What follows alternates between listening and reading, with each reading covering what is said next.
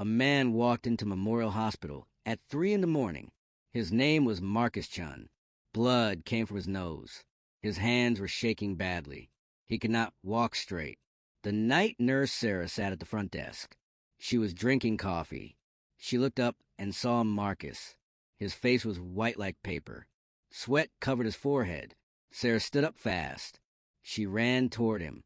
Marcus tried to speak, but no words came out. His legs stopped working. He fell down hard on the floor. 2 more nurses heard the noise. They ran into the lobby. Tom and Maria helped Sarah lift Marcus. They put him on a stretcher. His body felt cold. His eyes rolled back.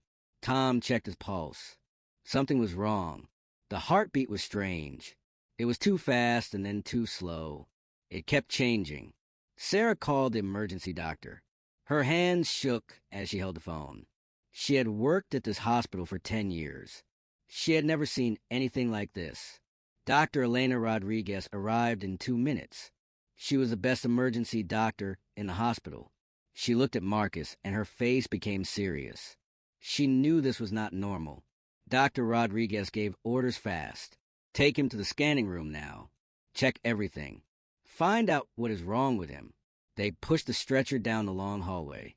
The wheels made loud sounds on clean floor. Marcus opened his eyes for 1 second. He grabbed Sarah's hand. His grip was strong. He whispered something. Sarah moved closer to hear. Marcus said the words slowly.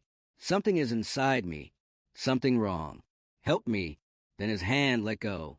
His body went stiff. His back lifted off the stretcher. He screamed so loud that everyone in the hallway stopped walking. They reached the scanning room. The technician was already waiting. They moved Marcus into the big machine. The machine started making humming sounds. Lights blinked on the computer screen. Dr. Rodriguez stood next to the monitor. She watched the images appear. First his skull, then his chest, then his spine. Her eyes went wide. Her mouth opened, but she could not speak. The technician saw it too. He stepped back from the computer. What is that thing? On the screen, they could see Marcus's spine clearly. But there was something else. Something that should not be there. Small metal objects were attached to his spine. 7 devices. They were glowing. The glow was faint, but they could see it. Dr. Rodriguez zoomed in on one device. It had strange symbols on it. The symbols were not English. They were not from any language she knew. The metal looked different too. It was not like any medical implant she had ever seen. She turned to the technician. Are those implants? Did someone put those inside him? The technician shook his head. I have no idea. This is not possible.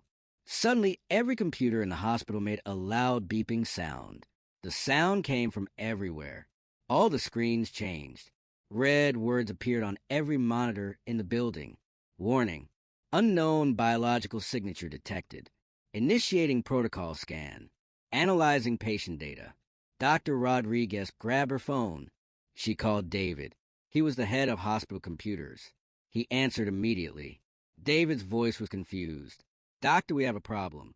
Our system just activated something. It is an old protocol. I did not know it existed. What protocol? What are you talking about? David typed on his computer. The sound came through the phone. It is called the Zero Protocol. It was hidden in our system. I am looking at it now. This does not make sense. More red words filled the screens. Subject identified. Patient 0. Quarantine level maximum. Ceiling Sector 7.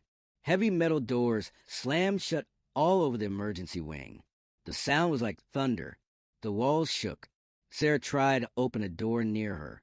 It would not move. She pulled hard. Nothing happened. She looked at Dr. Rodriguez. We are locked in. All the doors are sealed. Dr. Rodriguez ran back to Marcus. He was still unconscious. Sweat poured down his face. His body was shaking. She checked his pulse again. Still strange. Still wrong. She looked at the computer screen. The implants were glowing brighter now. They were doing something. They were active. What are you? She whispered the question. Who put these things inside you? The computer screen changed again. New words appeared. External signal detected. Source implant array. Message incoming. The lights in the room started flickering. On and off, on and off. The humming sound from the machine got louder. Then everything went quiet for 1 second. Marcus's eyes opened, but they were different now. They were glowing with blue light. Bright blue. Unnatural blue. Not human. He sat up slowly on the stretcher. His movements were smooth. Too smooth. Like a robot. His head turned toward Dr. Rodriguez. The blue eyes stared at her. When he spoke, his voice sounded strange. It was mechanical. It had an echo. It was Marcus's voice, but also something else. Something cold. Protocol acknowledged.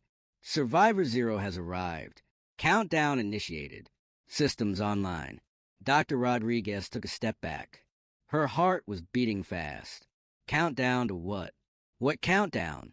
Marcus turned his glowing blue eyes toward her. His face had no expression. The others are coming. Extraction begins in 14 minutes. Prepare for arrival. Then his eyes closed. The blue light disappeared. He fell back on the stretcher. Unconscious again. The computer screens went black. Then one message appeared in red letters. It stayed on every screen in the hospital. They are coming. Dr. Rodriguez stood frozen in the scanning room. Her mind was racing. Marcus lay unconscious on the stretcher. The glowing blue light in his eyes was gone. He looked normal again. But she knew he was not normal. Nothing about this was normal. She grabbed her radio. Security, we need help in Sector 7. We have a situation. The security chief replied immediately. Doctor, we cannot get to you.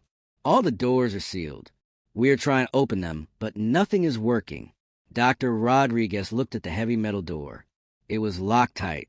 She was trapped inside with Marcus. With whatever Marcus had become. She took a deep breath. Stay calm. Think like a doctor. She needed answers. She needed to understand what those implants were. She needed to know who was coming. She left the scanning room and ran down the hallway. Nurse Sarah was there with Tom and Maria. They all looked scared. The red warning lights were still flashing on every screen. Sarah grabbed her arm. Doctor, what is happening? Who is patient zero? What does that mean? Dr. Rodriguez shook her head. I do not know yet, but I will find out. Stay here with Marcus. Do not let him leave. Call me if anything changes. She ran to the computer room. It was 3 floors down. She took the stairs because the elevators were locked too. Her footsteps echoed in the empty stairwell. The hospital felt different now. It felt dangerous. David was in the computer room. He sat in front of 6 monitors. All of them showed code and files. His fingers moved fast across the keyboard. Sweat was on his forehead. Dr. Rodriguez burst through the door. David, tell me everything. What is the Zero Protocol? Why did it activate? David did not look away from the screens. I found the files. This protocol was installed in our system 6 years ago. In 2019, it was part of a government contract. Everything is encrypted. Most of it is classified. Show me what you found. David opened a file. The screen filled with text. Dr. Rodriguez leaned close and read fast. Her hands gripped the desk. The file was labeled Operation Nightfall. Survivor Identification System. Purpose unknown. Authorization level maximum. Installed in 47 hospitals across the country. Why would the government put this in hospitals? What are they looking for? David clicked another file. This one had a list. 50 names. All of them marked as survivors. Marcus Chun was number 47 on the list. Survivors of what? Dr. Rodriguez felt cold. Her voice was shaking now. David opened another folder. Inside was a video file. The date showed January 15th, 2019. He clicked play. The video showed a large underground facility. White walls. Bright lights. Scientists in lab coats walked around. In the center of the room were beds. 20 beds. People lay on each bed. They were unconscious. Doctors were working on them. A voice spoke in the video. It was a man's voice. Cold and professional. Subject preparation complete. Neural interface installation successful. All 20 subjects ready for Phase 2. Mission parameters uploaded to implant array. The camera moved closer to one bed. A young woman lay there.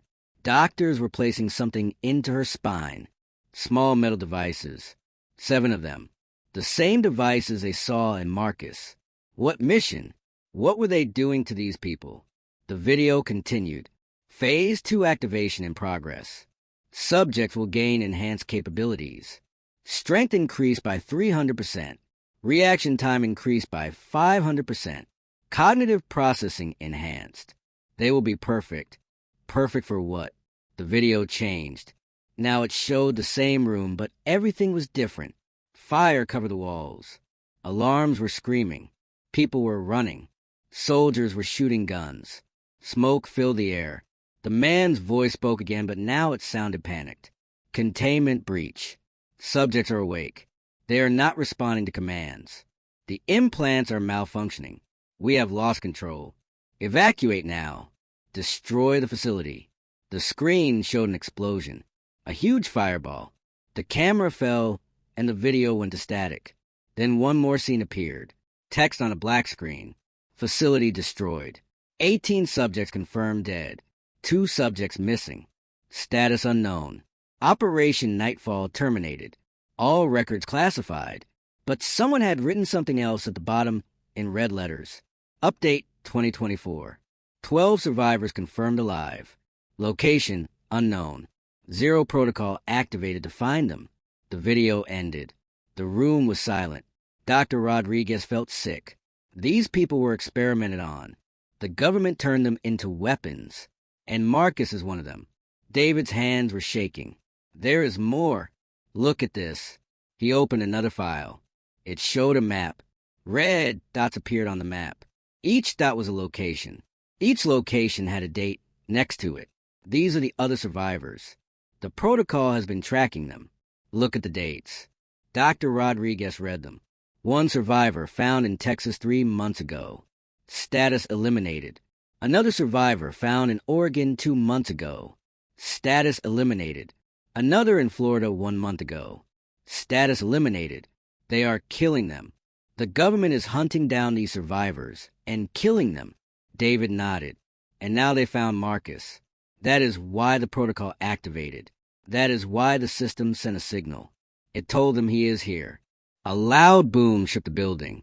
The lights flickered. Both of them ran to the window. Outside they saw black trucks. Military trucks. At least 10 of them. Soldiers were getting out. They had big guns. They wore black uniforms with no names or symbols. A helicopter flew overhead. The sound was deafening. More soldiers came down on ropes from the helicopter. They surrounded every door of the hospital. Dr. Rodriguez felt her heart sink. They are here. They came to take Marcus. Or to kill him. Her radio crackled. It was Sarah. Her voice was screaming. Doctor, come back now. Marcus is awake. Something is wrong with him. His eyes are glowing again. He is saying things. Strange things. Dr. Rodriguez grabbed the radio. I am coming. Keep everyone away from him. She ran out of the computer room. David followed her. They ran down the stairs. Another explosion shook the building. Closer this time. The soldiers were breaking in. They reached the scanning room. Sarah stood outside the glass window. Tom and Maria were behind her.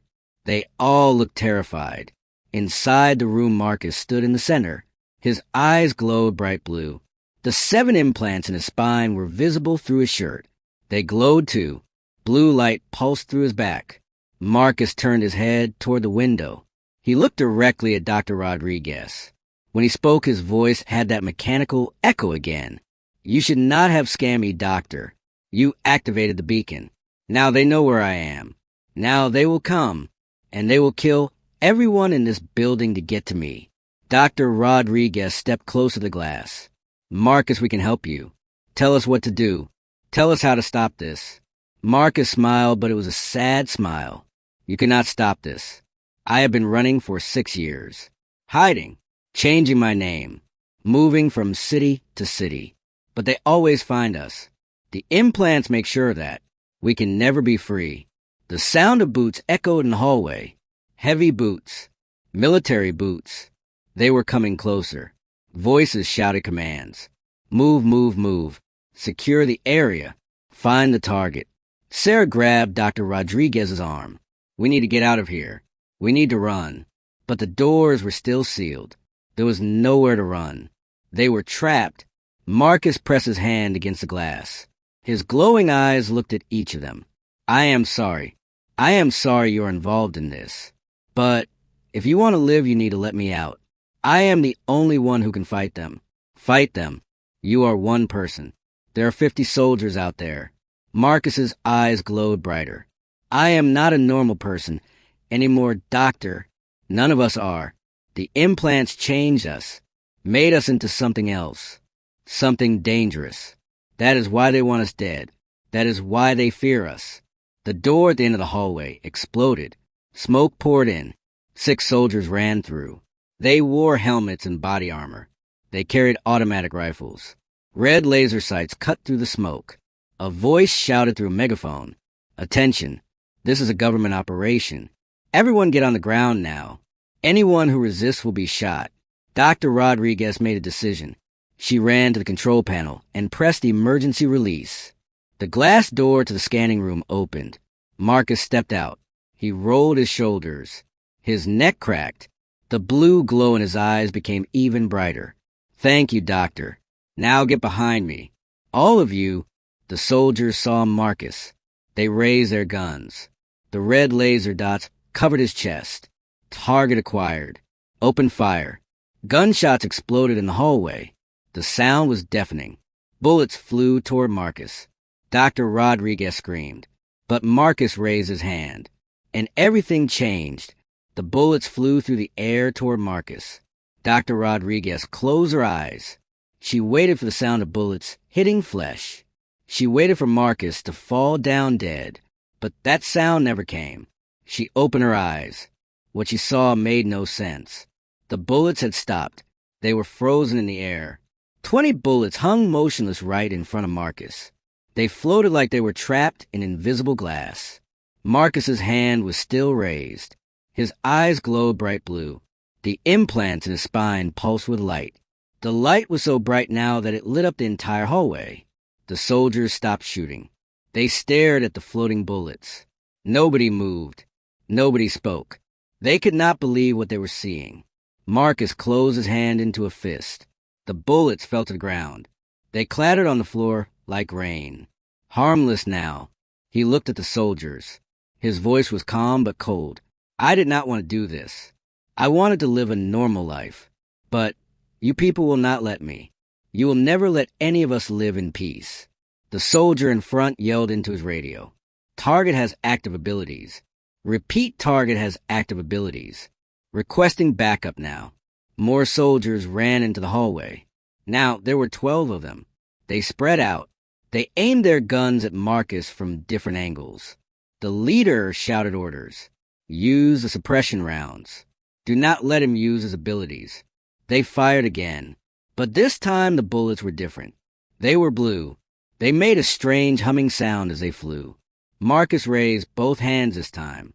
He tried to stop the bullets like before, but these bullets kept coming. They pushed through his invisible barrier.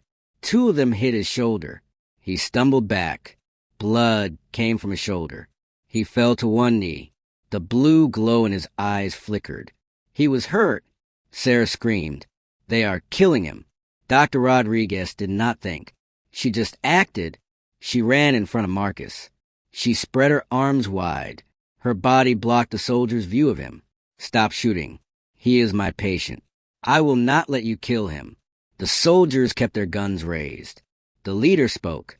Man, move away from the target. This is your final warning. Dr. Rodriguez did not move. No, this man came to my hospital for help. I am a doctor. I do not let my patients die. The leader's finger moved to the trigger. Last chance, ma'am. Marcus grabbed Dr. Rodriguez's arm. His grip was weak. His voice was strained. Do not do this. They will kill you too. This is not your fight. She looked down at him. You are in my hospital. That makes it my fight. Suddenly the lights went out. The entire hallway went dark. Emergency red lights came on, but they were dim. It was hard to see anything. David's voice came through the speakers. Doctor, I shut down the power. You have 30 seconds. Get out of there. The soldiers turned on flashlights attached to their guns. The beams cut through the darkness. They searched for Marcus and Dr. Rodriguez. Tom and Maria ran forward. They grabbed Marcus under his arms. Sarah took Dr. Rodriguez's hand. They all ran down the hallway away from the soldiers.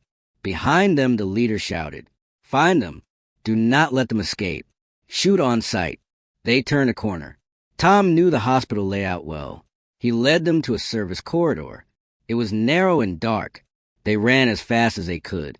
Marcus was bleeding badly. He left drops of blood on the floor behind them. His breathing was heavy. The blue glow was almost gone from his eyes. "We need to stop," Dr. Rodriguez said. "He needs medical attention. They cannot stop us here."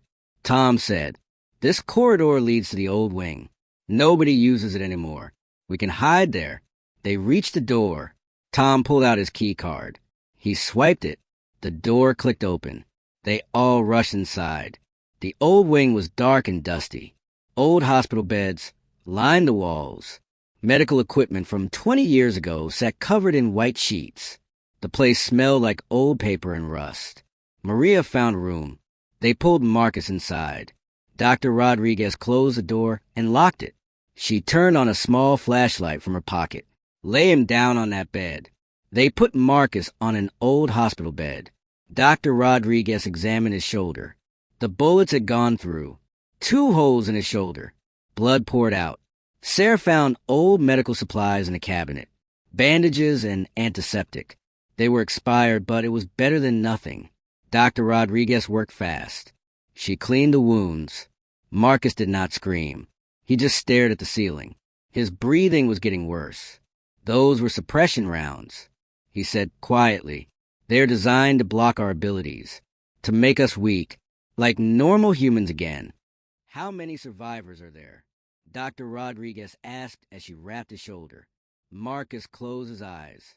"There were 20 of us in the beginning. The government made us in that facility. They wanted super soldiers, people who could do impossible things, move objects with their mind, heal faster than normal, see things before they happen. Each of us got different abilities, but something went wrong." Marcus nodded. "The implants changed us in ways they did not expect. We became too powerful. We could not be controlled. Some of us started to fight back. That is when they destroyed the facility. They tried to kill all of us, but 12 of us escaped, and they have been hunting you ever since. Yes, they find us one by one. Most of my friends are dead now. I am number 47. There are only 4 of us left. Soon there will be none." The building shook. Another explosion. The soldiers were getting closer. They were searching every room, every floor. Tom looked out the small window in the door. "I can see their flashlights. They are 2 floors below us. They are coming up. We need a plan." Sarah said, "We cannot just hide here forever." Marcus tried to sit up, but pain shot through his shoulder. He fell back. "Listen to me. All of you need to leave. Go out the back exit. Leave me here. They only want me. You will be safe if you go." Dr. Rodriguez shook her head. "I already told you. I do not leave my patients. You do not understand." Marcus said. His voice was desperate now. "If they catch you helping me, they will make you disappear. They will erase you. Your families will never know what happened. That is what they do. That is what they did to anyone who helped us before." Maria's phone buzzed. She looked at it. Her face went pale. "Doctor, you need to see this." She showed her phone to Dr. Rodriguez. It was a news alert. Breaking news. Memorial Hospital under lockdown. Reports of armed individuals inside. All nearby residents told to stay indoors. Government officials confirm this is a national security operation. They are lying. David's voice came through the radio. "I am watching the news. They are saying there are terrorists in the hospital. They are making you all look like the bad guys." Marcus laughed, but was bitter. "That is what they always do. They control the story. Nobody will question the government. Nobody will ask why they are really here." Footsteps echoed in the hallway outside. They were close now, very close. The sound of boots on the old floor. Radio chatter. Voices giving orders. "Check every room. The target is injured. He cannot have gone far. Search teams 2 and 3 take the West Wing. Team 1 with me. Everyone in the room held their breath. Dr. Rodriguez turned off her flashlight. They sat in complete darkness. The only sound was their breathing and Marcus's labored breaths. A beam of light came under the door. Someone was right outside. The doorknob turned slowly. It was locked, but that would not stop them for long. A voice right outside the door. This one is locked.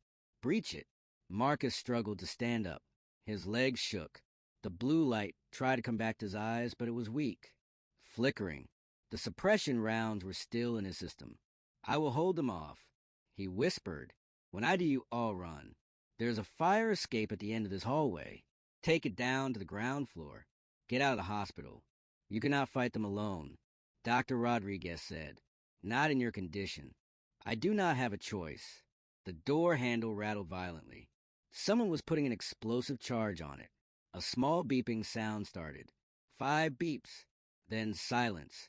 Get down. Marcus shouted. The door exploded inward. Fire and smoke filled the room. The blast knocked everyone to the floor. Dr. Rodriguez's ears rang.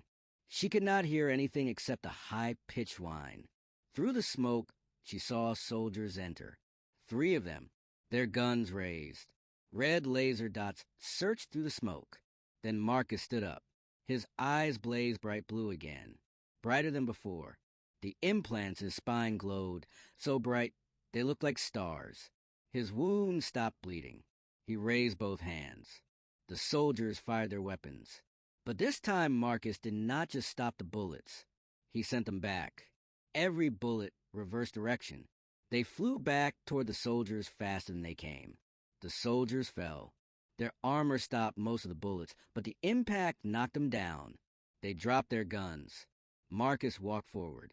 Each step was slow. Each step took effort. He was using everything he had left. All his strength. All his power. More soldiers appeared in the doorway. 6 of them. They saw their fallen teammates.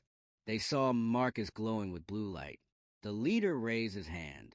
Hold fire. Use the neural disruptor. One soldier pulled out a strange device. It looked like a gun, but the barrel was wider. It had a satellite dish attached to the front.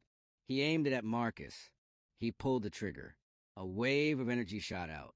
It was invisible, but Dr. Rodriguez felt it. The air pressure changed. Her head suddenly hurt. A sharp pain behind her eyes. Marcus screamed. He fell to his knees. His hands grabbed his head. The blue light in his eyes went crazy, flashing on and off rapidly. The implants in his spine sparked. Smoke came from his back. Stop it. Sarah yelled. You are killing him. The soldier kept the device aimed at Marcus. The neural disruptor sent wave after wave of energy. Marcus screamed louder. Blood came from his nose, from his ears. Dr. Rodriguez knew what was happening. The device was attacking the implants, overloading them. In seconds, it would fry Marcus's nervous system. It would kill him. She looked around desperately. There had to be something, some way to help him. Her eyes landed on an old oxygen tank in the corner. It was rusty, but maybe it still had pressure. She grabbed it. She did not think. She just acted. She lifted the heavy tank over her head. She ran at the soldier with the device. She swung the tank with all her strength. It hit the soldier in the chest. He flew backward. The device fell from his hands. It clattered on the floor. The energy wave stopped. Marcus collapsed forward. He was not moving, not glowing. He looked dead. The other soldiers turned their guns toward Dr. Rodriguez. 5 red dots appeared on her chest. The leader's voice was ice cold. Big mistake, lady. His finger tightened on the trigger. 5 guns pointed at Dr. Rodriguez. 5 red laser dots covered her chest. She stood frozen. The oxygen tank slipped from her hands. It hit the floor with a loud clang. Time seemed to slow down. She saw the soldiers' fingers on the triggers. She knew what was coming. This was how she would die. In a dusty old hospital room, trying to save a patient. She closed her eyes. But the gunshots never came. Instead, she heard a loud crash. Glass breaking. Metal bending. Screams from the soldiers. She opened her eyes. Something had smashed through the window. A figure dropped into the room. It moved so fast she could barely see it. Just a blur of motion. The figure hit the first soldier. The soldier flew across the room and crashed into the wall. He did not get up. The second soldier turned to shoot, but the figure was already behind him. A hand chopped down on his neck. He dropped like a stone. The other 3 soldiers fired their weapons. Bullets filled the air, but the figure dodged them all. It moved like water, like smoke. Impossible movements that no human should be able to make. In 3 seconds, all 5 soldiers were on the ground, unconscious or groaning in pain. The figure stood still for the first time. Dr. Rodriguez could finally see clearly. It was a woman. She looked about 30 years old. Short black hair. Dark eyes. She wore simple clothes. Jeans and a black jacket. But the way she stood was not simple. She looked like a trained fighter. Like someone who had seen many battles. The woman's eyes glowed faint blue. Just like Marcus's eyes. She had the implants, too. She walked quickly to Marcus. She knelt beside him. Her hand touched his neck, checking his pulse. He is alive. Her voice was strong but worried. Barely. We need to move him now. She looked up at Dr. Rodriguez and the nurses. You must be the people who helped him. Thank you. But we need to leave immediately. More soldiers are coming. Who are you? Dr. Rodriguez found her voice finally. My name is Chun Wei. I am Marcus's sister. We were both part of Operation Nightfall. We both escaped together 6 years ago. Sister, Sarah said quietly. You have the same abilities. Chun Wei nodded. Yes, but mine are different. Marcus can control objects with his mind. I have enhanced speed and reflexes. Each survivor has different gifts. She lifted Marcus like he weighed nothing. She threw him over her shoulder. Even injured, he was a full-grown man. But she carried him easily. Follow me. Stay close. Do exactly what I say. If I tell you to run, you run. If I tell you to hide, you hide. Understand? They all nodded. Chun Wei moved to the broken window. She looked out. More military trucks were arriving outside. A second helicopter circled overhead. Spotlights swept across the building. They brought everyone, she said bitterly. They really want us dead this time. How did you know Marcus was here? Dr. Rodriguez asked. The implants. We can sense each other when we are close. I felt his signal activate. I knew the government found him. I drove here as fast as I could. I just hope I am not too late. She turned back to the group. The fire escape Marcus mentioned. Where is it? Tom pointed down the hallway. That way, about 50 feet. But the soldiers probably found it already. Then we fight our way through. Chun Wei moved to the door. She looked out carefully. The hallway was empty for now, but they could hear voices. Footsteps. Radio chatter. The soldiers were everywhere in the building. Stay behind me. Move quietly. They left the room. Chun Wei led the way. She moved like a cat, silent and smooth. Dr. Rodriguez and the nurses tried to copy her. Their footsteps seemed so loud in comparison. They reached the end of the hallway. The fire escape door was there, but 3 soldiers stood guard in front of it. They had not seen Chun Wei yet. They were looking the other way. Chun Wei handed Marcus to Tom. Hold him. Do not drop him. She walked toward the soldiers. Her footsteps made noise now. Deliberate noise. The soldiers heard. They turned around fast. Their guns came up. Freeze. Do not move. Chun Wei did not freeze. She did not even slow down. She walked straight toward them. The soldiers fired. The sound was deafening in the enclosed space. Bullets flew at Chun Wei, but she moved. Her body twisted and turned. She ducked and weaved. Not a single bullet touched her. She reached the first soldier. Her hand struck his wrist. His gun fell. Her other hand hit his chest.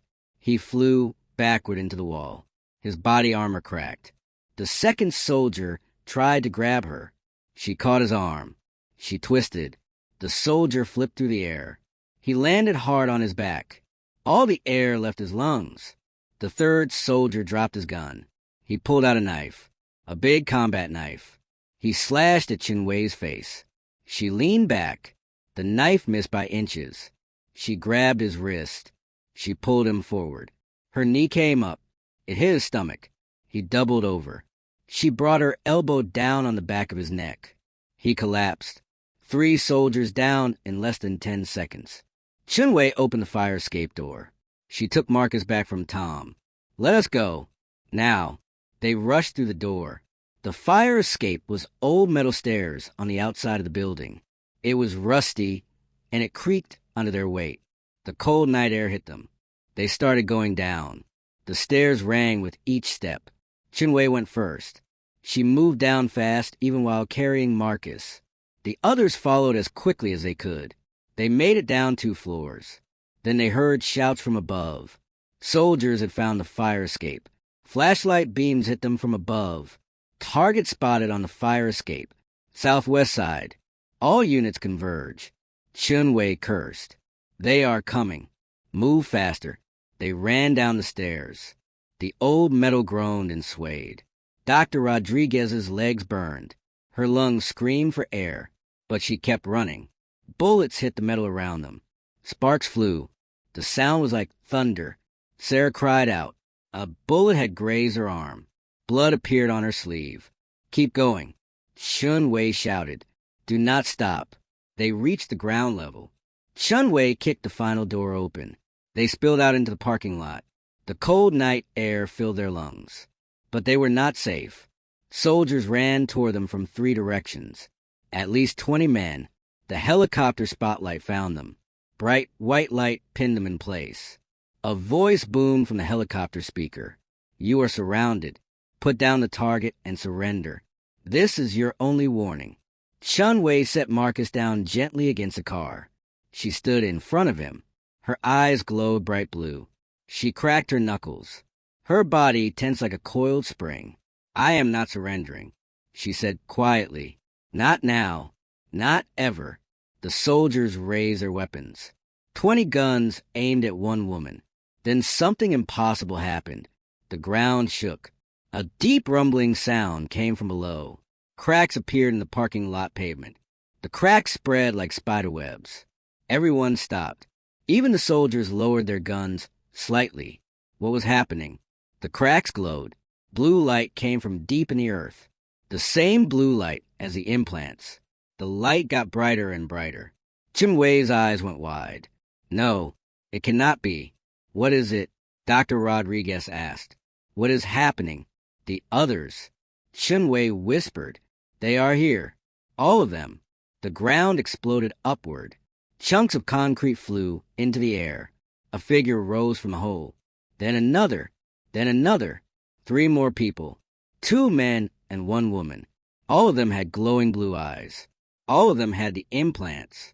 One man looked about 40 years old. Tall and muscular. His eyes glowed bright. He looked at the soldiers. When he spoke, his voice boomed like thunder. "You have hunted us for 6 years. You have killed our brothers and sisters. You have made us run and hide like animals. But tonight that ends. Tonight we stop running." The second man was younger, maybe 25, thin and nervous looking, but his eyes glowed just as bright. Fire appeared in his hands. Actual fire. Blue flames that danced between his fingers. The woman was old, maybe 60, gray hair, but she stood strong. She raised her hand. Every car in the parking lot started shaking. Metal groaned. Glass cracked. Chin-Wei smiled. She looked at Dr. Rodriguez. "You want to know how many survivors are left? Now you know. All 4 of us. Together for the first time in 6 years." The tall man looked at the soldiers. The helicopter. The guns pointed at them. He smiled. It was not a friendly smile. "So what will it be? Do you surrender? Or do we show you what we can really do?" The soldier commander's voice came through a megaphone. "Fall back. Fall back now," requesting heavy weapons authorization. But before the soldiers could move, the old woman closed her hand into a fist. Every car in the parking lot lifted into the air. 30 cars floated above the ground. She threw her hand forward. The cars flew at the soldiers like missiles. Chaos erupted. Soldiers ran in every direction. Cars crashed and exploded. The helicopter tried to pull up, but the young man threw a ball of blue fire at it. The fire hit the tail rotor. Smoke poured out. The helicopter spun out of control. It crashed in the far end of the parking lot. A huge fireball lit up the night sky. The tall man walked toward the soldiers. Bullets bounced off him. They could not hurt him. He grabbed soldiers and threw them like toys. They flew through the air and landed hard. It was not a fight. It was a massacre. Dr. Rodriguez watched in horror. She had wanted to help Marcus. She had wanted to save his life. But now she realized something terrible. These people were not just victims.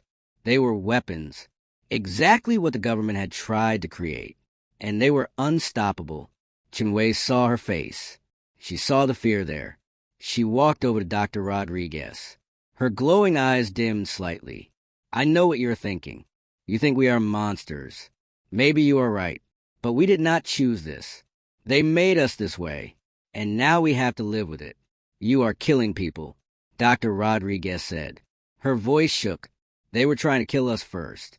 Chinwei said, they've been trying for 6 years. We are just defending ourselves. The fighting stopped. All the soldiers were down. Some were unconscious. Some were groaning in pain. But they were alive. The survivors had not killed any of them. The tall man walked back to the group. His eyes stopped glowing. He looked tired, like this fight had taken everything from him. We need to leave, he said. More will come. They always send more. Chinwei picked up Marcus again. He was starting to wake up. His eyes fluttered open. He saw his sister. He smiled weakly. You came, he whispered. Always, little brother. Always. She looked at Dr. Rodriguez. Thank you for protecting him, for risking your life.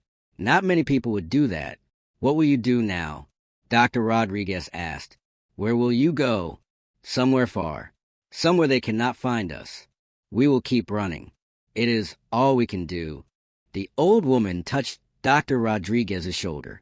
Her hand was gentle. You have a good heart, doctor. Do not let this night change that. The world needs more people like you. The 4 survivors started to walk away. They carried Marcus between them. They moved toward the dark trees at the edge of the parking lot. Wait, Dr. Rodriguez called out. Will I ever see you again? Chinwei looked back. She smiled sadly. I hope not, for your sake. Anyone connected to us ends up in danger. Forget about us. Live your life. Be safe. Then they were gone, disappeared into the darkness. Like ghosts, Dr. Rodriguez stood in the destroyed parking lot. Sarah and Tom and Maria stood beside her. Emergency sirens wailed in the distance. More government vehicles were coming. David's voice crackled on the radio. Doctor, are you okay? Are you alive? Yes, she said quietly. We are alive. What happened? Did they get Marcus? No, he is gone. They all are. She looked at the destruction around her. The burning helicopter. The crushed cars. The unconscious soldiers. This would be on every news channel tomorrow. The government would make up some story. Nobody would know the truth. Come back inside. David said, we need to prepare statements. The FBI is coming. They will want to talk to all of you. Dr. Rodriguez took a deep breath. Okay, we are coming.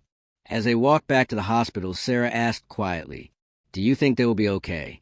The survivors. Dr. Rodriguez looked at the dark trees where they had disappeared. I hope so. I really hope so.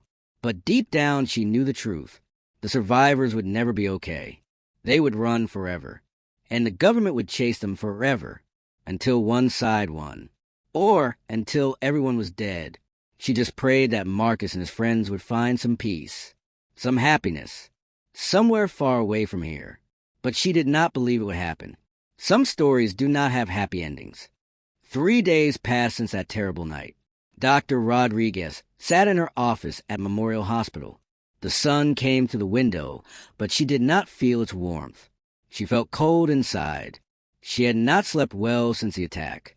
The hospital was different now. Government agents walked the hallways. They wore suits and dark sunglasses. They asked questions. They took notes. They watched everyone. The official story was on every news channel. A terrorist group attacked the hospital. The brave soldiers stopped them. Everyone was safe now. Nothing to worry about. But Dr. Rodriguez knew the truth. She knew about the survivors, about the implants, about Operation Nightfall. And she knew the government was lying. A knock came at her door. She looked up. 2 men in suits stood there. FBI badges hung from their necks. Dr. Rodriguez. "May we come in?" One of them spoke. His voice was polite, but cold. "Yes, come in." The 2 men entered. They sat down across from her desk. They did not smile. They looked at her like she was a criminal. "We need to ask you some questions about the night of the incident." "I already gave my statement 3 times. We know, but there are some inconsistencies, some things that do not make sense." The second agent opened a folder. He pulled out photos. Photos of the destroyed parking lot, the crushed cars, the burned helicopter. He laid them on her desk one by one. "Can you explain this level of destruction? The terrorists had explosives." "That is what I was told." The agent shook his head. "Our analysis shows no explosive residue, no bomb fragments. The cars were crushed by force, pure physical force, as if something lifted them and threw them. I do not know how it happened. I was inside the building." The first agent leaned forward. "Doctor, we know you were with the target. We have witnesses. Soldiers who saw you protecting him, helping him escape. His name was Marcus. He was my patient. I was doing my job. Your job is not to help terrorists escape. He was not a terrorist. He was a sick man who needed help." The second agent pulled out another photo. This one showed Marcus, his face, his eyes glowing blue, the implants visible in his spine. "This is what you call a sick man." He put this photo down hard. "This is a dangerous individual, a threat to national security, and you help him get away." Dr. Rodriguez felt anger rise in her chest. She had been scared for 3 days, questioned over and over, treated like a criminal. But she was not a criminal. She was a doctor who tried to save a life. "I helped a human being. That is what doctors do. We do not ask if someone is convenient for the government. We just help them." The first agent's eyes narrowed. "You do not understand the situation, doctor. That man and his friends are not normal humans. They are weapons, created in a government facility. They are property of the United States military. Property." Dr. Rodriguez stood up. Her voice rose. "They are people, living, breathing people. Not property, not weapons. People." The second agent stood too. "Calm down, doctor. You are making this harder than it needs to be. No, you are making this hard. You experimented on those people. You turned them into something they did not want to be. And when you could not control them, you tried to kill them. That is the truth." The first agent's face turned red. "You need to watch what you say. Making accusations against the government can have serious consequences." "Is that a threat?" "It is a warning." Dr. Rodriguez sat back down. She was shaking, but not from fear, from rage. These men did not care about the truth. They only cared about protecting their secrets. The second agent's phone rang. He answered it, listened. His face changed. He whispered something to his partner. The first agent looked at Dr. Rodriguez. "We will continue this conversation later. Do not leave the city. Do not talk to the press. Do not discuss this case with anyone." "Understood. Understood." The 2 agents left. Dr. Rodriguez put her head in her hands. She wanted to cry, but no tears came. She was too tired to cry. Her phone buzzed. A text message from an unknown number. She opened it carefully. The message said, "Thank you for everything. We are safe. For now. Marcus is healing. Do not worry about us. Live your life. Forget about us. This is from a friend." Dr. Rodriguez knew who sent it. Chunwei, the sister. She had found a way to contact her without being traced. She wanted to reply, to ask where they were, if they were really okay. But she knew she should not. Any contact could put them in danger. She deleted the message. She put her phone down. She looked out the window at the city. Life continued out there. People went to work. Children went to school. Everyone acted like nothing had happened. But something had happened. Something huge. And Dr. Rodriguez would never forget it. Sarah knocked on her door. She came in quietly. She looked tired, too. The last 3 days have been hard on everyone. How are you doing? Sarah asked. I am okay. How about you? How is your arm? Sarah touched her bandaged arm where the bullet had grazed her. It is healing. The doctors said it will be fine in a few weeks. Good. I am glad. Sarah sat down. She looked at the door to make sure nobody was listening. Then she spoke quietly. Do you think they will find them? The survivors. Dr. Rodriguez thought about the question. She remembered Chen Wei's speed, the tall man's strength, the old woman's power, the young man's fire. They were incredible, powerful beyond belief. But she also remembered the fear in their eyes, the exhaustion. They had been running for 6 years. They were tired. Sooner or later, everyone gets tired. I do not know, she said honestly. I hope not. But the government has unlimited resources, and they never give up. It is not fair. Sarah said, her voice cracked. Those people did not choose this. It was done to them, and now they have to run forever. Life is not fair. That is what I learned from all this. They sat in silence for a while. Outside the window, the sun was setting. Orange and red light painted the sky. It was beautiful, but somehow it felt wrong. How could the world be beautiful when so much injustice existed? Dr. Rodriguez thought about Marcus, about his sad eyes, about the way he apologized for getting them involved. He was a good person trapped in an impossible situation. She hoped he found peace somewhere. She hoped all of them did. But hope was not enough. Hope never changed anything. Only action did. And what action could she take against the most powerful government in the world?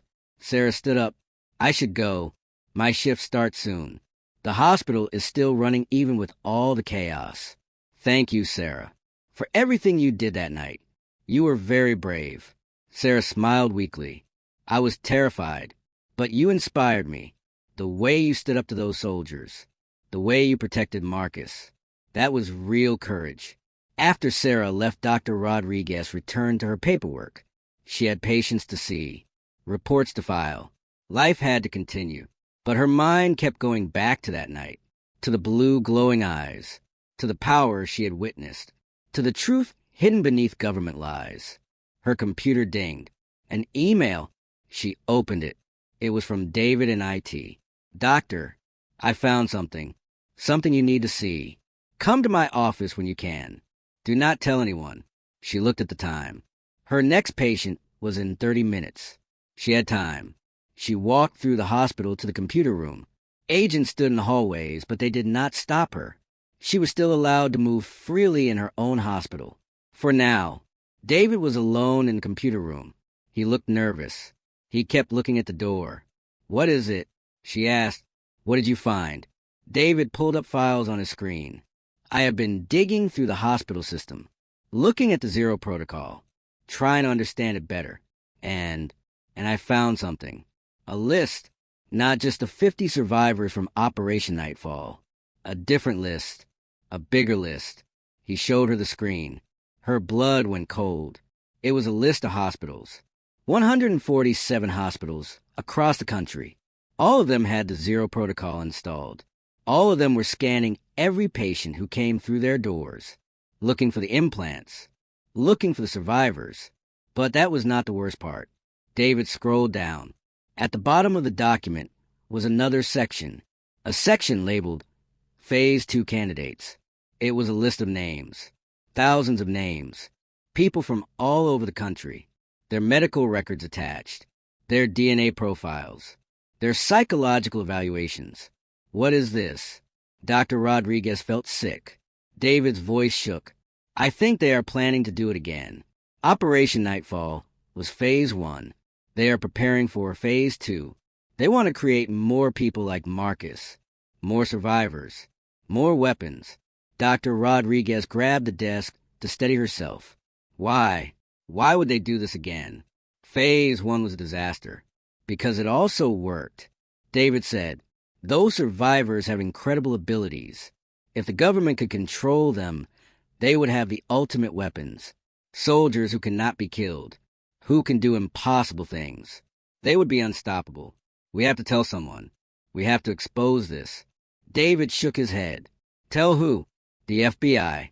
They are part of this. The military. They created the program. The news media. The government controls the narrative. Nobody would believe us. We have no proof. We have these files. Files that will disappear the moment we try to share them. Files that I am not supposed to have access to. They will call us conspiracy theorists. Or worse, they will make us disappear too. Dr. Rodriguez felt trapped. She had information that could save lives, that could prevent more people from being turned into experiments, but she had no way to use it. So we do nothing. We just let them continue. David closed the files. He looked defeated. What choice do we have? We are just 2 people against the entire government machine. Marcus and his friends are just 5 people, and they're still fighting, because they have no choice. We do. We can walk away. Live our lives. Pretend we never saw any of this. Could you do that? Could you really just walk away? David was quiet for a long moment. Then he shook his head. No, I could not. But I do not know what else to do. Dr. Rodriguez thought hard. There had to be something. Some way to stop this. Some way to help. Then an idea came to her. A crazy idea. A dangerous idea. But maybe the only idea that could work. What if we warned them? The survivors. What if we told them about Phase 2? About the hospitals scanning for them? They deserve to know. How would we even contact them? We have no way to reach them. Chinwei sent me a message, Dr. Rodriguez said. 3 days ago. I deleted it, but maybe I can trace it somehow. Maybe I can send a reply. David's eyes widened. If the government finds out you contacted them, you will go to prison. Or worse. I know, but I have to try. Those people saved my life. They could have run and left us to die. But they came back. They fought for us. Now I have to fight for them. David stood up. He walked to the door. He looked out to make sure nobody was listening. Then he came back. Okay, he said. I will help you. But we have to be very careful. The government is monitoring everything. Emails, phones, internet, everything. So how do we send a message? The old-fashioned way. We write it down. We deliver it in person. Deliver it where? We do not know where they are. No, but I know someone who might. Remember the list of survivors. Marcus was number 47, but there were others. If we can find even one of them, maybe they can pass the message along. It was risky. It was dangerous. It could ruin their lives. But it was the right thing to do. And sometimes doing the right thing means risking everything. 2 weeks passed since Dr. Rodriguez made her decision. 2 weeks of careful planning. 2 weeks of fear and doubt. But she did not change her mind. She had to warn the survivors about Phase 2. David found a name from the list. Survivor number 32. A woman named Lisa Park. She lived in Seattle. Or at least she lived there 6 months ago. The government database had her last known address. Dr. Rodriguez took vacation days from the hospital. She told everyone she needed rest after the trauma. Nobody questioned it. Everyone understood. She drove to Seattle alone. It took 2 days. She did not fly because airports had too many cameras. Too much security. The government might be watching her. She could not take that risk. Seattle was cold and rainy. Gray clouds covered the sky. Dr. Rodriguez had never been here before. The city felt strange and unwelcoming. She found the address. It was a small apartment building in a quiet neighborhood. Old brick walls. Rusted fire escapes. Not the kind of place someone would look for a government experiment. She sat in her car for an hour, watching, making sure nobody was following her, making sure no agents were staking out the building. Everything looked normal. Just normal people living normal lives. Finally, she got out. She walked to the building entrance. The door was locked. She pressed the buzzer for apartment 3B. Lisa Park's apartment. No answer. She pressed again. Waited. Still nothing. Maybe Lisa was not home. Maybe she had moved. Maybe the government had already found her.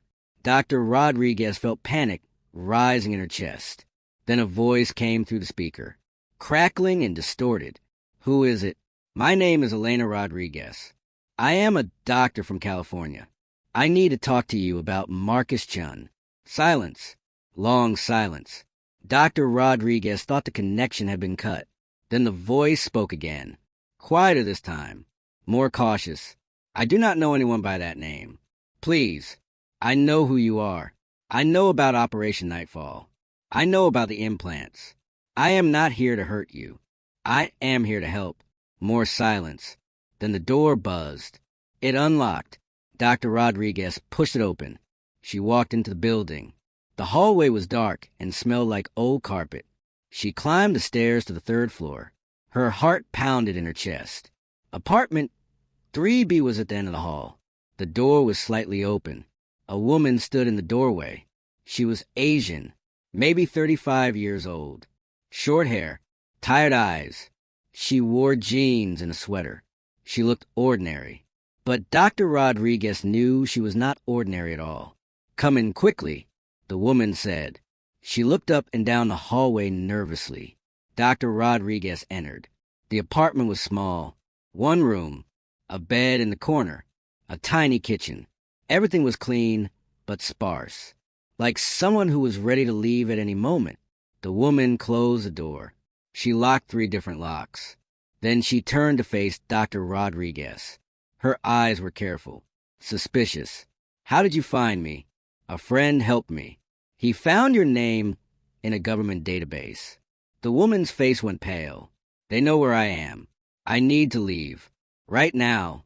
"Wait, please. Just listen to me for 5 minutes. Then you can go. But this is important." The woman did not sit down. She stood ready to run, ready to fight if needed. "Start talking." Dr. Rodriguez told her everything. About Marcus coming to the hospital. About the implants. About the attack. About the other survivors who came to rescue him. About the government files David found. About Phase 2. The woman listened without speaking. Her face showed no emotion, but her hands were shaking slightly. When Dr. Rodriguez finished, the woman walked to the window. She looked out at the rainy street below. She was quiet for a long time. Finally she spoke. "My name is Lisa. I was subject number 32. They gave me the ability to become invisible, to bend light around my body. Useful for a spy, for an assassin. That is what they wanted me to be. But you escaped." Lisa nodded. "When the facility exploded, I ran. I have been running ever since. Moving every few months. Changing my name. Trying to live like a normal person. But I am not normal. I will never be normal. Marcus feels the same way. How is he? Is he alive?" "Yes." "His sister and the other survivors rescued him. They are hiding somewhere. I do not know where." "Good. That is good." Lisa turned back to face her. "So why are you here? Why tell me all?" "Because you need to warn the others. All of you need to know about Phase 2. You need to know the government is planning to create more people like you. And you need to know they have scanners in hospitals across the country looking for you.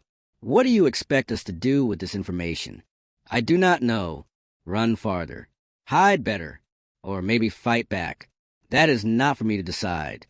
I just thought you deserved to know the truth." Lisa sat down finally. She put her head in her hands. "I am so tired. So tired of running. So tired of looking over my shoulder. Sometimes I think about just turning myself in. Letting them catch me. At least then it would be over." "Do not say that. You survive for a reason. You have to keep surviving." "For what? What kind of life is this? I have no friends, no family, no future. I am just waiting to die." Dr. Rodriguez sat down next to her. She put her hand on Lisa's shoulder. "You are alive. That means something. That means you still have a chance." "A chance for what?" "I do not know. But maybe if you warn the others, maybe if you all work together, maybe you can stop Phase 2. Maybe you can save other people from becoming what you are. That would mean something. That would make all your suffering worth it." Lisa looked up. Her eyes were wet with tears. You really believe that? I have to believe it. Otherwise, what was the point of any of this? Lisa stood up. She walked to a closet. She pulled out a backpack. Already packed. Always ready. Okay, she said. I will find the others. I will tell them about Phase 2. But I cannot promise they will do anything. Most of us just want to disappear. That is their choice. At least they will know the truth. Lisa went to a drawer. She pulled out a burner phone. She typed a message. She showed it to Dr. Rodriguez. It was an address, a place in Montana. Remote, far from any city. If you ever need to reach us, send a message to this location. Someone will get it eventually. We check it once a month. Thank you. No, thank you for risking everything to warn us. Not many people would do that. Lisa walked to the door. She unlocked all 3 locks. She looked back one more time. You should leave Seattle. Today, the government might be tracking you. If they connect you to me, you will be in danger. I know. Be careful, Dr. Rodriguez. These people do not play games. They will kill you if they think you are a threat. I will be careful. Lisa opened the door. She looked both ways down the hallway. Then she was gone, moving so fast and so quietly that she seemed to vanish. Maybe she used her ability. Maybe she really did become invisible. Dr. Rodriguez could not tell. She waited in the apartment for 10 minutes. Then she left. She walked down the stairs and out of the building. The rain had gotten heavier. It soaked her hair and clothes. She got in her car. She started driving south, back toward California, back toward home. She felt exhausted but also relieved. She had done it. She had delivered the warning. Whatever happened next was not up to her. But as she drove, she could not shake the feeling that she was being followed. Every car behind her looked suspicious. Every truck, every motorcycle. Were they watching her? Did they know what she had done? She drove for 12 hours straight, only stopping for gas. She took back roads, avoided highways with cameras. Finally, she reached California. She reached her home. Everything looked normal. Her house, her street, her neighbors. Nothing had changed. But she had changed. She was not the same person who left 2 weeks ago. She had crossed a line. She had become part of something bigger than herself. Something dangerous. She went inside. She locked all the doors. She closed all the curtains. She sat in the darkness of her living room. Her phone rang. Unknown number. Her heart jumped. She answered carefully. Hello, Dr. Rodriguez. It was David's voice, but he sounded strange. Scared. You need to listen carefully. Do not react. Do not say anything. Just listen. What is wrong? They know. The government knows you went to Seattle. They know you contacted Lisa Park. They have been watching you the whole time. Dr. Rodriguez felt ice in her veins. How do you know this? Because they came to my house. 2 agents. They questioned me for 3 hours. They wanted to know everything. I did not tell them anything, but they know we work together. They know we access the files. What are they going to do? I do not know, but you need to be ready. They might come for you tonight. They might arrest you. Or worse. What should I do? Run. Leave the country if you can. Go somewhere they cannot find you. I cannot run. I have a life here. A career. A home. David's voice was urgent now. None of that matters if you are dead. Or locked in a black site prison somewhere. Please, doctor. You have to go. The line went dead. The call was cut off. Dr. Rodriguez sat frozen. Her mind raced. Should she run? Should she stay? Should she call a lawyer? Should she call the police? But the police could not help her. The government was above the police. She heard a sound outside. A car door closing. Then another. Then footsteps on her driveway. She went to the window. She peeked through the curtain. 3 black SUVs were parked in front of her house. Men in suits were walking toward her door. At least 6 of them. This was it. They had come for her. She took a deep breath. She would not run. She would face them. She had done nothing wrong. She had only tried to help people. She would not apologize for that. A loud knock on the door. Heavy fist pounding. Then a voice. Dr. Elena Rodriguez. This is the FBI. Open the door. We have a warrant for your arrest." She walked to the door slowly. Her legs felt weak, but she kept walking. She unlocked the door. She opened it. 6 agents stood there, guns holstered but hands ready. The lead agent held up a badge. "Dr. Rodriguez, you are under arrest for conspiracy, for aiding and abetting enemies of the state, for accessing classified information. You have the right to remain silent." He kept talking, but she did not hear the words. She saw neighbors watching from their windows. She saw cameras. She saw her life ending.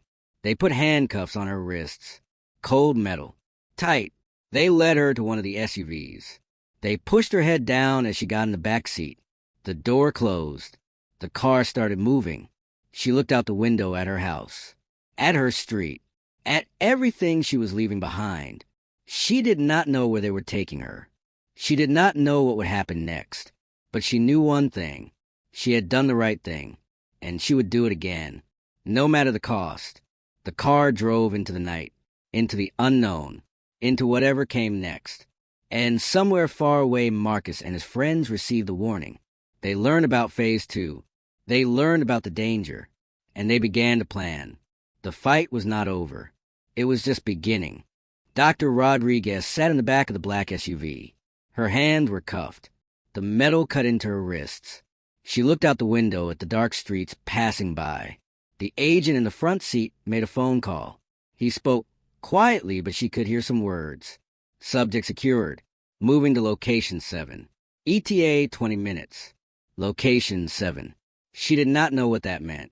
A prison. A military base. A black site where people disappeared forever. Her phone buzzed in her pocket. The agents had not taken it yet. She could feel it vibrating. Someone was calling her, or texting her, but she could not reach it with her hands cuffed behind her back. The SUV drove for 30 minutes. They left the city. The streets became darker. Fewer lights. Fewer houses. They were going somewhere remote. Somewhere nobody would find her. Finally, the car stopped. They were in front of an old warehouse, far from any buildings, surrounded by empty fields. No witnesses, no cameras, just darkness. The agents pulled her out of the car. They walked her toward the warehouse.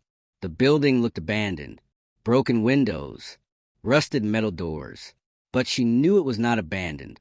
This was a government facility, hidden in plain sight. They opened a door. Inside, the warehouse was different.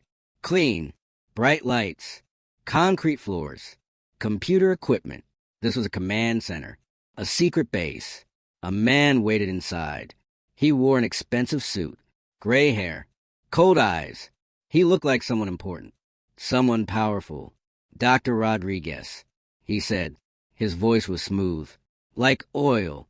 "I am Director Carson, Department of Defense, Special Operations Division." She said nothing. She just stared at him. Director Carson smiled. It was not a kind smile. "You have caused us quite a bit of trouble. Meeting with Lisa Park, warning the subjects, interfering with national security operations. I help people who needed help. That is not a crime. Helping enemy combatants is treason. They are not enemies. They are victims. Victims of your experiments." Director Carson walked closer. His smile disappeared. "You do not understand what we are dealing with. Those subjects are dangerous. They have abilities that could destroy entire cities. We created them to protect this country. But they turned against us. Because you tried to control them. Because you treated them like weapons instead of people. They are weapons. That is exactly what they are. And weapons need to be controlled. Or destroyed." Dr. Rodriguez felt anger rising in her chest. "You are the dangerous one. You are planning Phase 2. You want to create more people like them. More victims for your experiments." Director Carson's eyes narrowed. "How do you know about Phase 2? "I know everything. I know about the hospitals, the scanners, the list of candidates, and the survivors know too. I made sure of that." The director's face turned red. "You foolish woman. Do you have any idea what you've done? Those subjects will use that information to attack us, to sabotage the program. You have given our enemies tactical intelligence. Good. I hope they stop you. I hope they burn your whole program to the ground. Director Carson grabbed her arm. His grip was painful. You will regret those words. We have ways of making people cooperate. Ways that do not leave marks. A loud explosion shook the building. The lights flickered. Alarms started blaring. Red warning lights flashed. An agent ran into the room. His face was panicked. Sir, we have a breach. Multiple hostiles approaching. They have abilities. It is them. The survivors. Director Carson let go of Dr. Rodriguez. Impossible. They could not have found this location. It is classified. Top secret. Another explosion. Closer this time. The walls shook. Dust fell from the ceiling. Director Carson pulled out his radio. All units engage. Lethal force authorized. Kill them all. Agents ran everywhere. They grabbed weapons. Assault rifles. The special suppression guns. They moved to defensive positions. The front door exploded inward. Metal twisted and flew across the room. Through the smoke, 5 figures walked in. Their eyes glowed blue, bright as stars. Marcus was in front. His sister Chinwei beside him. The tall man. The old woman. The young man with fire. All of them together. All of them ready to fight. But they were not alone. Behind them walked Lisa Park, the invisible woman. And 3 more people Dr. Rodriguez had never seen. More survivors. 8 of them total. More than half of all the survivors left alive. Marcus saw Dr. Rodriguez. His glowing eyes met hers. Are you hurt? I am okay. Chunwei moved so fast she was a blur. She appeared behind Dr. Rodriguez. 1 second she was across the room. The next second she was there. She broke the handcuffs like they were paper. Thank you for warning us, Doctor. Now let us return the favor. The agents opened fire. Bullets filled the air. The sound was deafening, but the survivors moved. Chunwei grabbed Dr. Rodriguez and ran. So fast the world became a blur. In 2 seconds they were outside the warehouse. Safe. Inside the building the battle raged. The tall man walked forward. Bullets bounced off him. He grabbed agents and threw them like toys. The old woman raised her hands. Equipment flew through the air. Computers. Desks. Everything became a weapon. The young man threw fire. Blue flames that burned but did not spread. Controlled fire. Precise. He melted the agents' guns. Made them useless. Lisa Park became invisible. She moved through the chaos like a ghost. Disarming agents. Knocking them unconscious. They could not fight what they could not see. The 3 new survivors used their abilities too. One could create force fields. Invisible walls that stopped bullets. Another could control electricity. He shut down all the power. All the computers. All the lights. The 3rd could heal.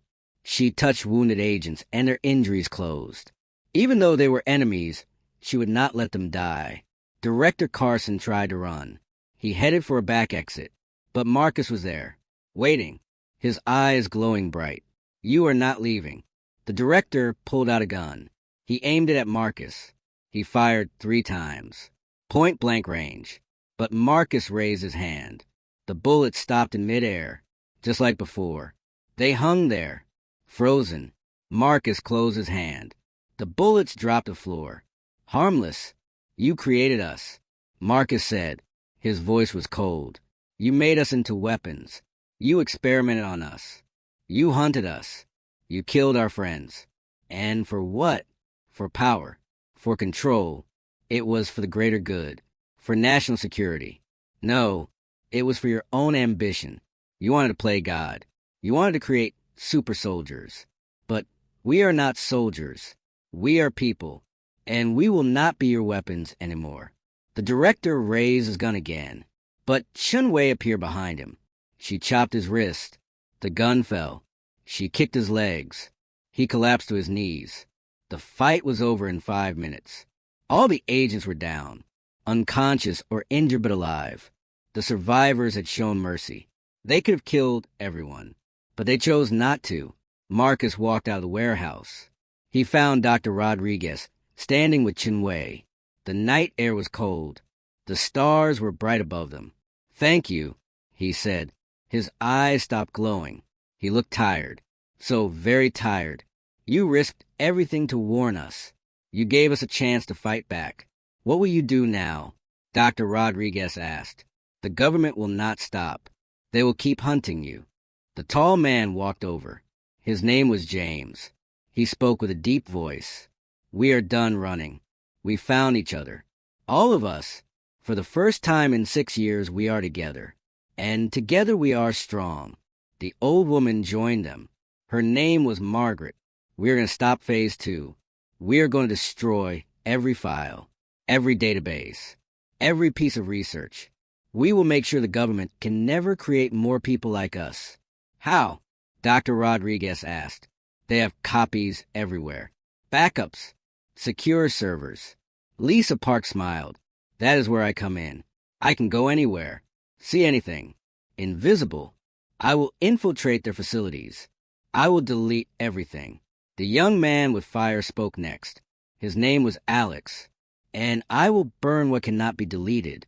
Paper files. Physical samples. Labs. All of it gone. The woman who could heal spoke. Her name was Sarah. Not the nurse Sarah. A different Sarah. And I will help the people they experiment on. I will undo the damage they cause. I will save who I can. Marcus looked at all of them. Then he looked at Dr. Rodriguez. We are not heroes. We are just people trying to survive. But maybe we can do some good.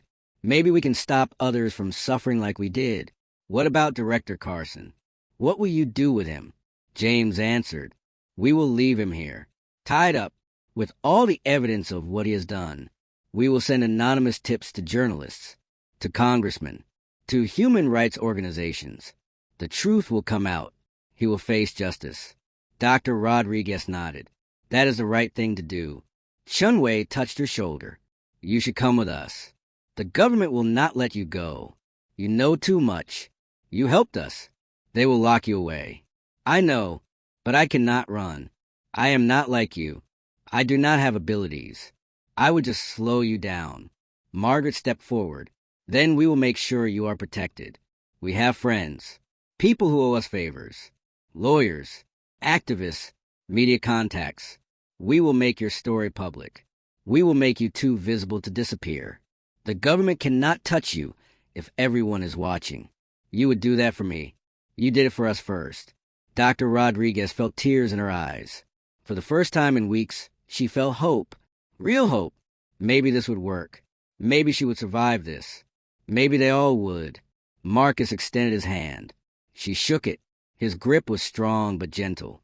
Thank you, Dr. Elena Rodriguez. You are the bravest person I have ever met. You had no powers, no abilities, just courage, and you stood up to the most powerful government in the world. That is true strength. I just did what any doctor would do. I helped someone who needed help. No, most doctors would have looked the other way, would have followed orders, would have let us die. But you fought for us, and we will never forget that. One by one, the other survivors shook her hand, thanked her, told her she was part of their family now. She had proven herself. She was one of them. Chunwei gave her a phone, a special encrypted phone. If you ever need us, if you are ever in danger, call this number. We will come, no matter where we are, no matter what we are doing. We will come. Dr. Rodriguez took the phone. She put it in her pocket. Thank you. All of you. The survivors started to leave. They disappeared into the night. Some ran. Some flew. Some just faded away like smoke. In seconds they were gone, like they were never there. Only Marcus remained. He looked at her one more time. His eyes were brown now. Normal. Human. But she could still see the blue glow beneath. The power that lived inside him. Will I ever see you again? She asked. Marcus smiled. A real smile this time. Not sad. Not tired. Just peaceful. I hope so. When this is all over. When phase 2 is stopped. We can finally stop running.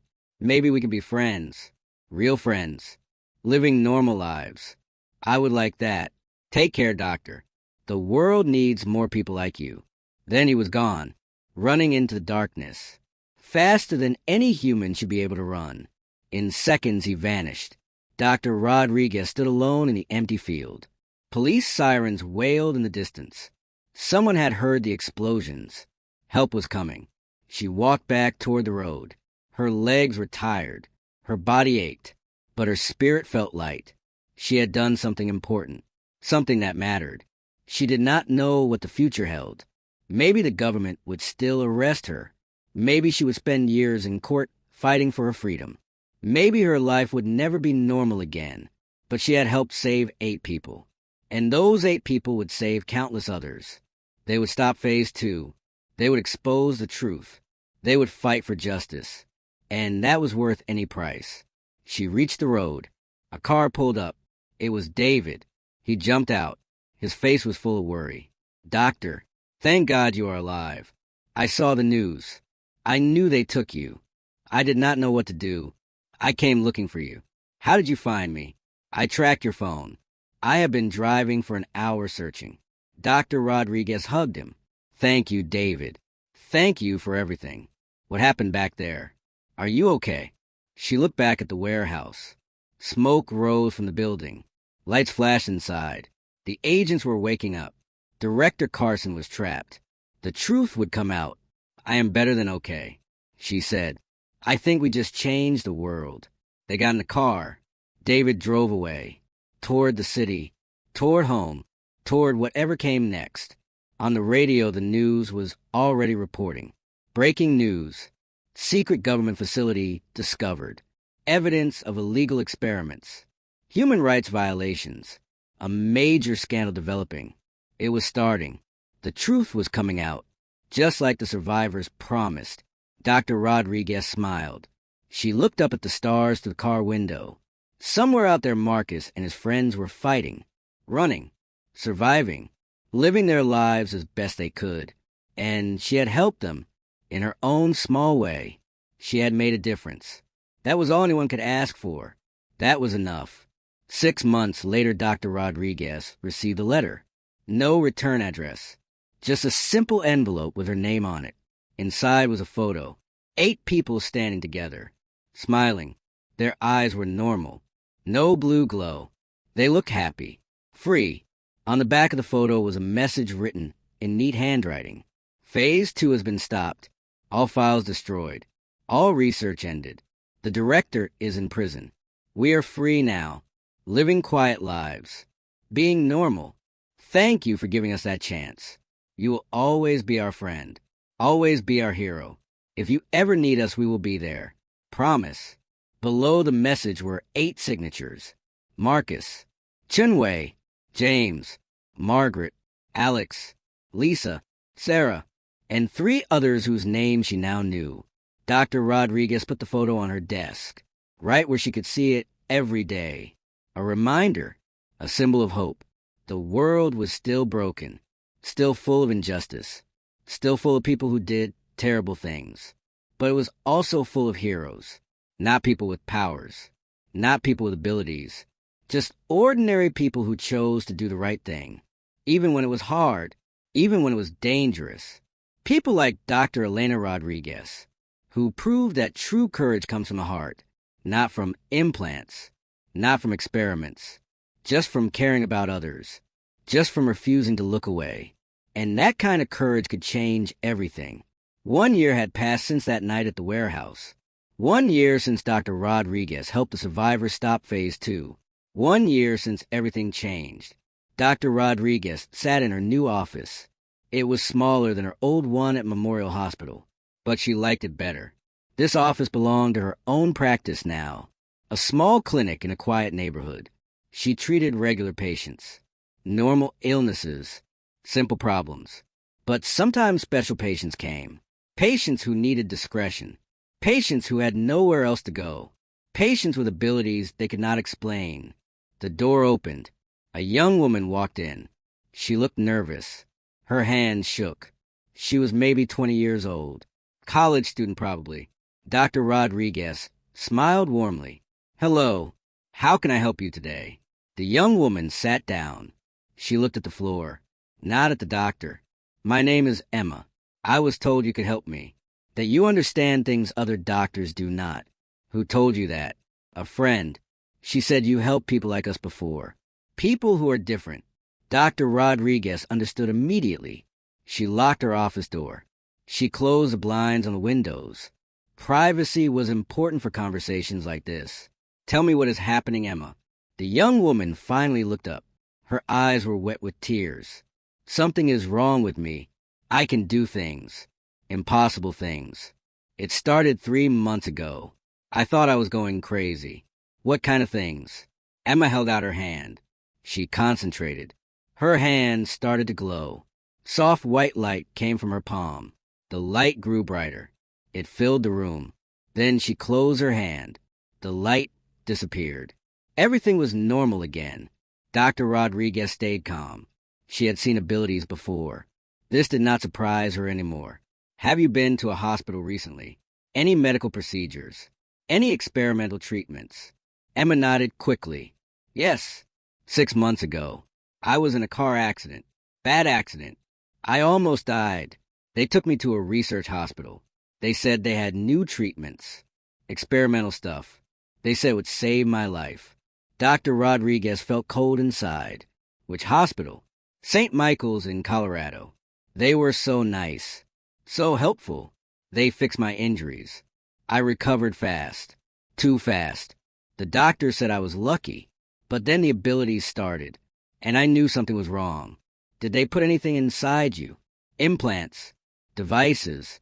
Emma touched the back of her neck. I do not know. They did surgery. They said it was to repair my spine. But I never saw the scans.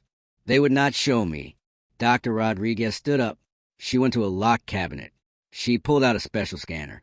It looked like a metal detector, but more advanced. David had built it for her. It could detect the implants. The technology from Operation Nightfall. May I scan you? Emma nodded. Yes, please. I need to know what is happening to me. Dr. Rodriguez ran the scanner over Emma's body. She started at the head, moved down to the neck, then the spine. The scanner beeped, loud and urgent. Red lights flashed on the display. Dr. Rodriguez's heart sank. She looked at the screen. There they were, 7 devices, attached to Emma's spine. The same pattern, the same design, exactly like Marcus had, exactly like all the survivors had. Emma saw her face. She started crying. What is it? What did they put in me? Dr. Rodriguez put down the scanner. She sat beside Emma. She took her hand. I am sorry, Emma, but you need to know the truth. You are part of something called Phase 2. Phase 2? What is that? Dr. Rodriguez explained everything. About Operation Nightfall. About the original survivors. About the government program to create human weapons. About how Phase 2 was supposed to be stopped. About how someone had continued the program in secret. Emma's face went white. She looked sick. So I am a weapon. They turned me into a weapon. No, you are a person who was experimented on without consent. But you are still you. The abilities do not change who you are inside. What do I do now? Can you remove them? Can you take the implants out? Dr. Rodriguez shook her head sadly. The implants are fused to your nervous system. Removing them would kill you or leave you paralyzed. I am sorry. Emma put her face in her hands. She sobbed. I just want to be normal. I just want my life back. I know. Will the government come for me? Will they hunt me like they hunted the others? Not if we are careful. Not if we get you help. There are people who can protect you. People who understand what you're going through. Who? Dr. Rodriguez pulled out the encrypted phone. The one Chinwei had given her. She had not used it in a year, but she had kept it charged, just in case. She dialed the number. It rang 3 times. Then a voice answered. Familiar. Strong. Safe. Hello, doctor. Chinwei said, It has been a long time. I need your help. There's a new survivor. Phase 2 is still active. Someone restarted the program. Silence on the phone. Then Chinwei spoke again. Her voice was hard now. Cold. Where are you? My clinic. In Oakland. We will be there in 6 hours. Keep her safe until then. Thank you. The line went dead. Dr. Rodriguez looked at Emma. Help is coming. Friends of mine. They will protect you. They will teach you how to control your abilities, how to live with them. Who are they? Survivors. Like you. People who went through the same thing. They will understand. They will help. Emma wiped her tears. Thank you, doctor. Thank you for not thinking I am crazy. Thank you for believing me. Of course I believe you. I have seen too much to not believe.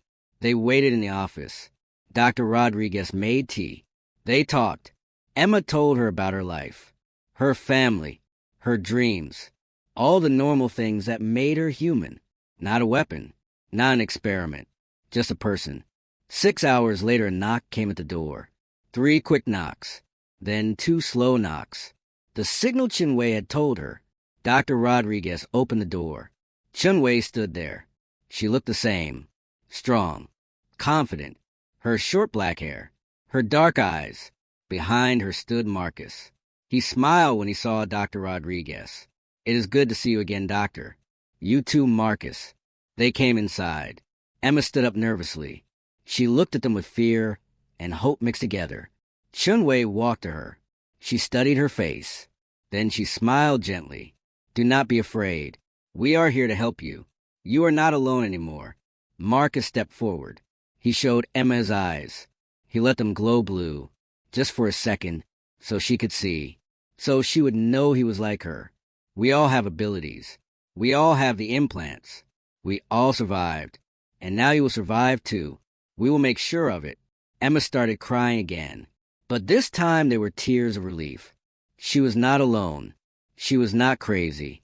There were others like her. Chin-Wei looked at Dr. Rodriguez. You said Phase 2 is still active. Do you have proof? Dr. Rodriguez showed her the scanner readings, the implant signatures, the hospital records from St. Michael's. Chin-Wei's face became dark. Her jaw tightened. Someone did not get the message. Someone thinks they can continue this program. They are wrong. What will you do? Dr. Rodriguez asked. Marcus answered. We will investigate. We will find out who is behind this. And we will stop them, permanently this time. Is it safe? Will you be okay? Chin-Wei nodded. There are more of us now. In the last year, we found 6 more survivors. People who escaped Phase 1 and have been hiding. We are 14 strong now. And we have learned to work together, to use our abilities as a team. We are much stronger than before. Emma spoke quietly. How many others are there? How many people like me in Phase 2? That is what we need to find out. Marcus said, but we will find them. We will save them, just like we are saving you. They prepared to leave. Chin-Wei gave Dr. Rodriguez a new phone. Better encryption, more secure. Keep this on you always. If you find more Phase 2 subjects, call us immediately. We will come. And keep documenting everything. Hospital names, doctor names, locations.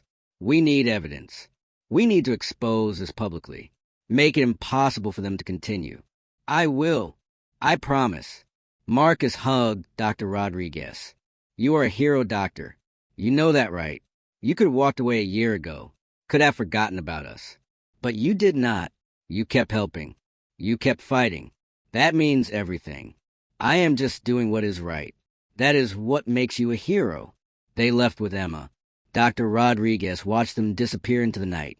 Emma looked back once. She waved. She looked scared but also hopeful. She had found her family now. People who would protect her. People who understood. Dr. Rodriguez returned to her office. She sat at her desk. She opened her laptop. She started a new file. A detailed report about Emma. About the implants. About St. Michael's Hospital. This was her mission now. Her purpose. Find Phase 2 subjects. Document everything. Help the survivors stop the program. Make sure no more people were turned into weapons without their consent. It was dangerous work. The government was still looking for her. Still watching her. But they could not touch her. Chin-Wei had made sure of that. Dr. Rodriguez's story had gone public.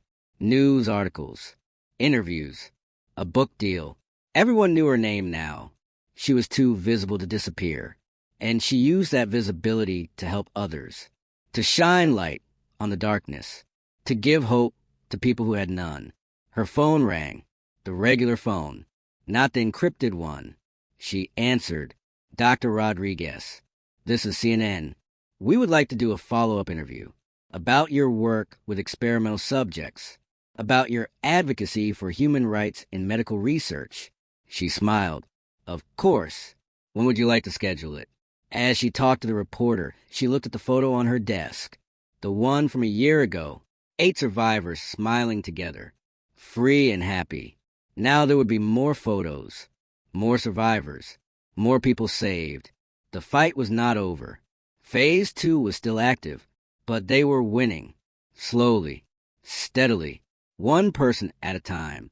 And Dr. Elena Rodriguez would keep fighting, for as long as it took, until every Phase 2 subject was found, until every implant program was destroyed, until everyone was free, because that was what heroes did, not because they had powers, not because they had abilities, but because they had something more important. They had compassion, they had courage, and they had hope, and hope was the most powerful ability of all. 3 months later, Dr. Rodriguez received another letter. This one was thicker, more pages inside. She opened it carefully. Inside were photos. 12 photos. Each one showed a different person. Young, old, men, women, different races, different backgrounds. But all of them had one thing in common. They were all smiling, all free, all saved. At the bottom was a note in Marcus's handwriting. 12 Phase 2 subjects found and rescued. 12 lives saved. The program is falling apart. We are winning. Thank you for your help. Thank you for never giving up. You started this fight, Doctor, and because of you we will finish it. See you soon. Your friends always. Dr. Rodriguez put the photos with the others. Her wall was filling up now. A wall of hope. A wall of victory. A wall of proof that good could triumph over evil. Her next patient knocked on the door. She put the photos away. She took a deep breath. She opened the door with a smile. Another day. Another chance to help. Another opportunity to make a difference.